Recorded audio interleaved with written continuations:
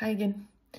Ja, så blev det Danmark, før jeg lige kunne komme op med de sidste opdateringer her fra vores bestyrelsesrejse, for der var bare for varmt, og der var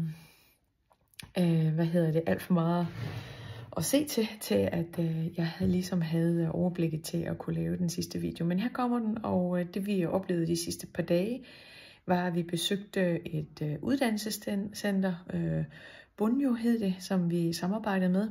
Og der var en af vores piger, som Rachel var vokset op i børnebyerne, og hun var så blevet uddannet til skrædder, og vi havde givet hende en symaskine.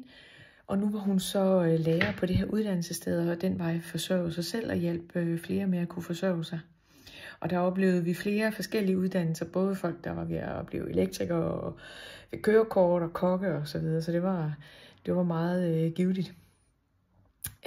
Vi besøgte også en samarbejdspartner, vi har omkring børn, som kommer ind som, er stukket af hjemmefra, som ellers ville ind som gadebørn. Det hedder Railroad Children. Og de redder mere end 800 børn hver år. Og jo yngre de er, når vi får fat på dem, eller de får fat på dem, jo bedre og nemmere er de at hjælpe.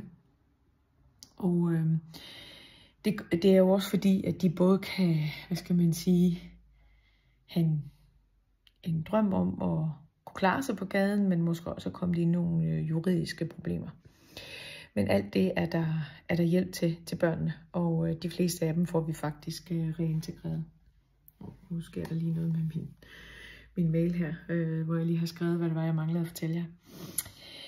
Og så var vi også omkring et andet samarbejdspartner, nemlig Carelivers Network, som var nogle unge entreprenører, som hjalp folk, der gerne ville have deres egen virksomhed. Og her var en af vores unge mennesker faktisk kommet i deres netværk, fordi han er fotograf og vil gerne starte sin egen virksomhed, og klarede det også rigtig godt.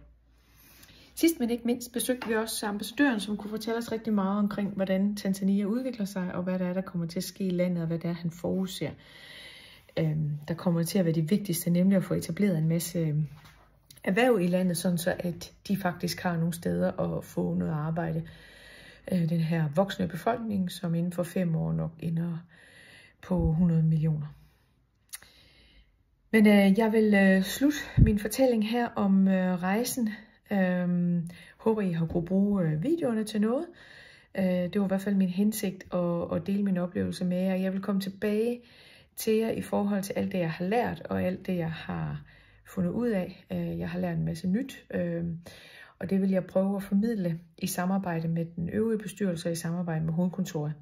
Så når jeg har haft en chance til det arbejde, så kommer jeg retur til jer. Men rigtig dejlig weekend til jer alle sammen.